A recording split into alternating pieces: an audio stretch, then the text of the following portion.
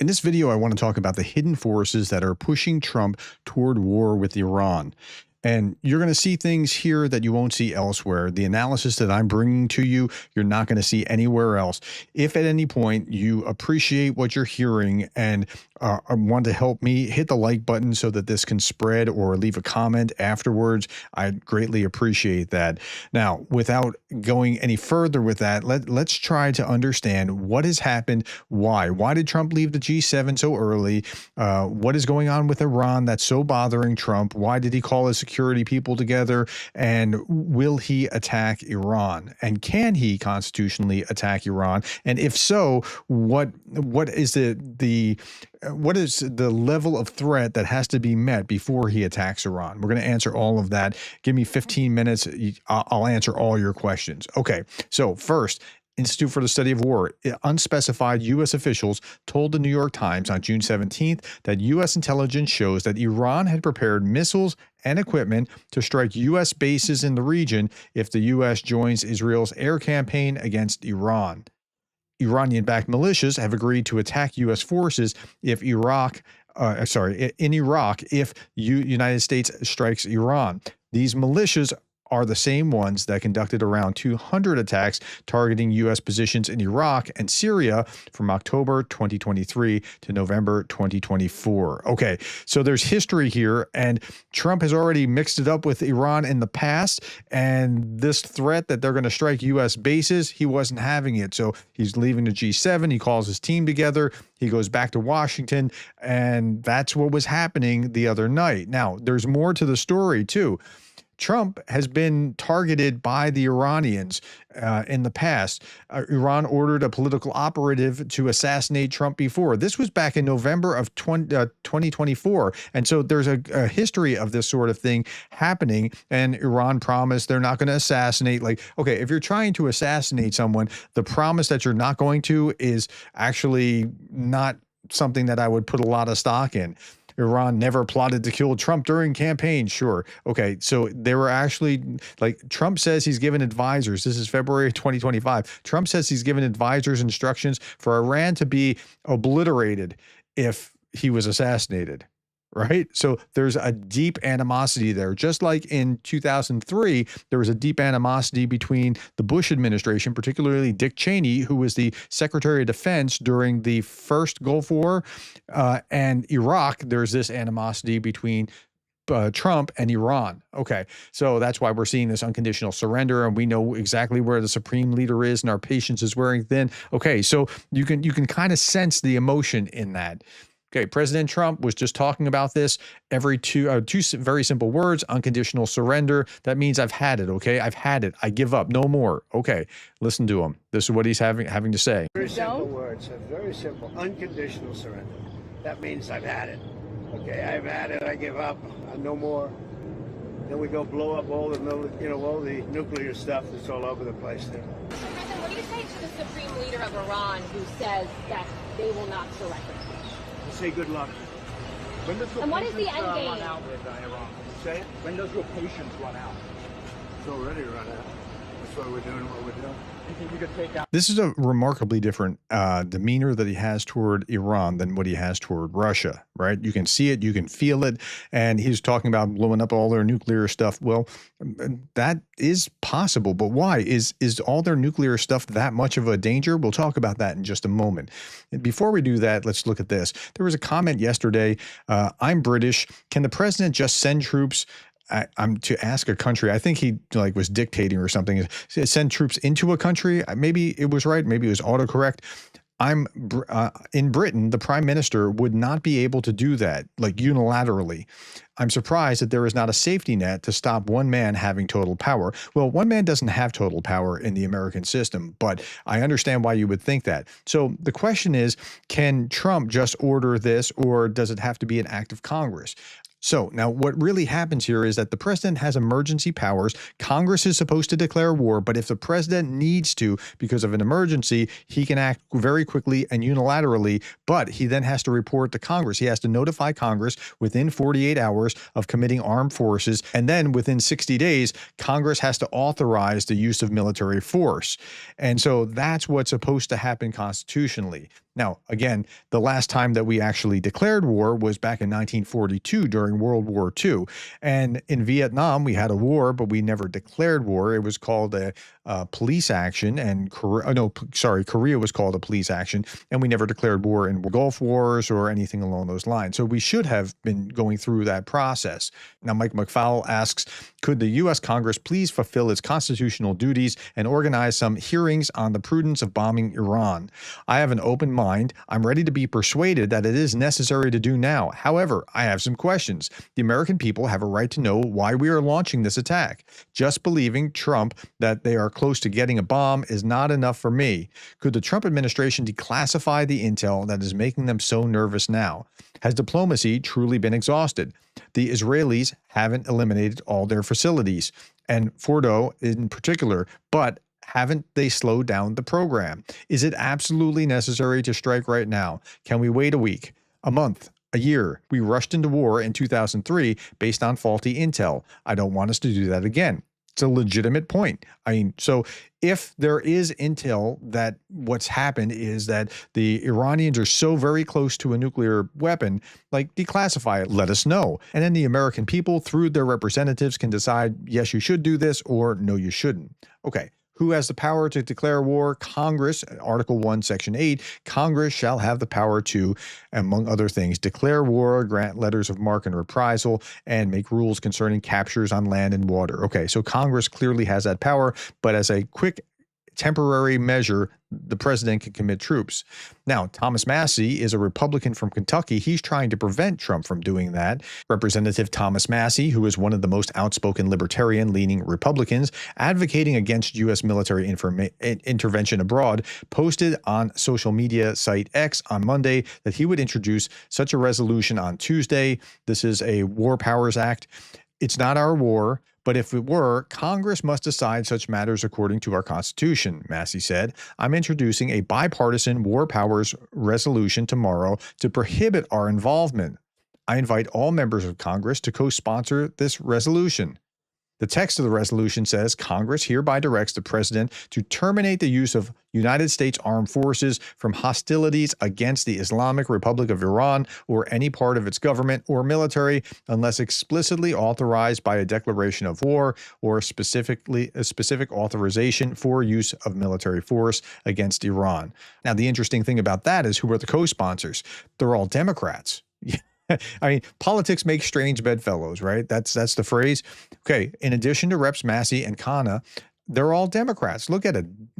Democrat from Texas, Democrat from New York, Democrat from Texas, Democrat from Illinois, from Oregon, from Washington, from Pennsylvania, from Massachusetts, from Virginia, from New York. Like the list goes on and on. Okay. Now that leads me to this. New poll echoes our own poll last month, finding that most Americans opposed getting involved in conflict with Iran, with only 16% overall and 23% of Republicans supporting getting involved. So Republicans are far more hawkish about this than the rest of the population. And if we look at this, Democrats aren't interested in this, right? No, 65%. They're the most uninterested in this with Iran. Democrats, 15% support it. Republicans at about 1 in 4 support it, and about 1 in 4 are like, I'm not sure yet. And then about half are clearly on the no side. These largely MAGA Republicans. These are going to be old school conservatives who are probably Reagan conservatives like myself, who are saying like, look, if you have to do it, you have to do it. That doesn't mean that they're necessary, or they're over here and like, I want to wait and see do we really need to do that? Okay. Now, McFowle also posted this. Today would be a good day for Trump to declassify the U.S. intelligence that shows why a preemptive strike against Iran is urgent and necessary now. Otherwise, most of the world is going to see our preemptive strike as illegitimate. It's a fair point. I don't know that that's going to move Trump one way or another, but he should do that. Here is Grossi. He is the head of the IAEA, and he's talking in a news interview about what they actually know or don't know. Listen to this. Time that would be needed. Certainly, it was not for tomorrow, maybe not a matter of years. I would there be perhaps more serious about this. He's saying the time that's needed to actually get to a nuclear weapon. Certainly, it's not tomorrow. I don't think it was a matter of years, but this is speculation. Why? I go again to the beginning of my comment. These things we don't know, because if there was some activity which was clandestine or hidden or away from our inspectors, we couldn't know. What we informed and what we reported was that we did not have, as in coincidence with some of the sources you mentioned there, that we did not have any proof of a systematic effort to move into a nuclear weapon. Right. They don't have the proof. That doesn't mean that it's not happening, but they don't have the proof. And it's probably not years, but it's probably not tomorrow. And that's all that he can explain at this point. Now, what does it take to get to a nuclear weapon? This is from Radio Free Europe. I saw this the other day, and I thought this was very useful. What does 60% enriched uranium really mean, and how close is Iran to getting weapons-grade material at 90%? Okay, listen to this. What exactly is uranium enrichment, and just how advanced is Iran's nuclear program right now? Natural uranium, the kind you dig out of the ground, is mostly made up of one type of uranium atom, called U-238. But the really important one, the one that can power reactors or be used for other purposes, is called U-235. In natural uranium, only about 0.7% is U-235. That is not enough for most uses. So you need to enrich it. Scientists use a highly technical process to increase the amount of U-235. Imagine spinning a salad spinner really fast, and the lighter pieces move toward the center. That's kind of what happens in uranium enrichment, except instead of lettuce, it's uranium atoms. Here's where it gets interesting. For most nuclear power plants, you only need uranium that's 3 to 5% U-235. For some research reactors, you might go up to 20%. But for a nuclear weapon, you need uranium that's at least 90% U-235. That is called weapons grade. So, at what stage is Iran's nuclear program? Iran says it's enriching uranium to make fuel for power plants and medical research, which is allowed under international rules. Here's the catch. The same machines that enrich uranium for power plant fuel can also make fuel for bombs if you keep enriching it further. And the higher the percentage of U-235, the easier it is to jump to weapons grade. There's one more piece of this puzzle, and that is this. For example, going from natural uranium to 60% U-235 is a huge technical leap, but once you're at 60%, getting to 90% is much quicker. Most of the hard work is already done. That's why the world pays so much attention to how much uranium Iran is enriching and to what level. The International Atomic Energy Agency says Iran now possesses over 400 kilograms of uranium enriched to 60% pure. Okay, so that's really the nub of this. If they already possess a bunch of this stuff and it's easy, the hardest work has been done, at a certain point they're trying to get to a nuke before they can be stopped, and then they can just run roughshod over all their enemies because they have nukes. Okay. Michael McFaul posted this: if Trump is deploying a clever strategy to coercive diplomacy to get rid of Iran's nuclear program without using force, I'll praise him profusely. I suspect that that's not what he's doing, but there's something even weirder going on, and we need to understand this. If you're on the left side of the spectrum, you probably support Ukraine, and you might not support Israel as they're going after Iran. But that puts you in league with Marjorie Taylor Greene. It's weird, but politics makes strange bedfellows. Listen to this. From Georgia, Marjorie Taylor Greene. Congresswoman Greene, you have been a voice of reason and America First policy. Tell us how you see this conflict between Israel and Iran. Matt, I see it just as you do, and you laid that out so well. That's the America First message, but it's also the truth that the American people have woken up to. We've watched for decades propaganda news. I'll call out Fox News and the New York Post. They're known to be the neocon network news. We have propaganda news on our side, just like the left does. And the American people have been brainwashed into believing that America has to engage in these foreign wars in order for us to survive.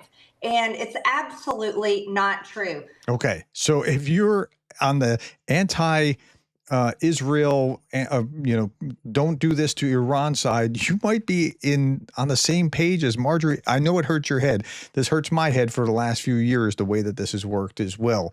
There's a bright spot here, and that is I can see another scenario where Congress supports Ukraine because it's trying to support Israel, and that's the way that they can get the agreement package done. It might not happen, but it's much more possible now in supporting Israel when they have to pass a bill that they could support Ukraine as well as a compromise in order to get there. Each side would be holding their nose, but it could be done. Now, you're watching this interesting video of this woman who was almost hit by a baseball, and this is what it feels like is going on in the world right now. I don't know whether this is a close call and Israel is stopping that from happening, or whether something else is at play. It's a cool video, and I just think that this is the best analogy I can come up with to help you understand what's happened. All right, my friends, that's all that I have. If you got some value out of this, would you please click like to help this video spread? Thank you for your time, the likes, the shares, and the subscribes, and thank you for being the kind of person that cares about the world we live in.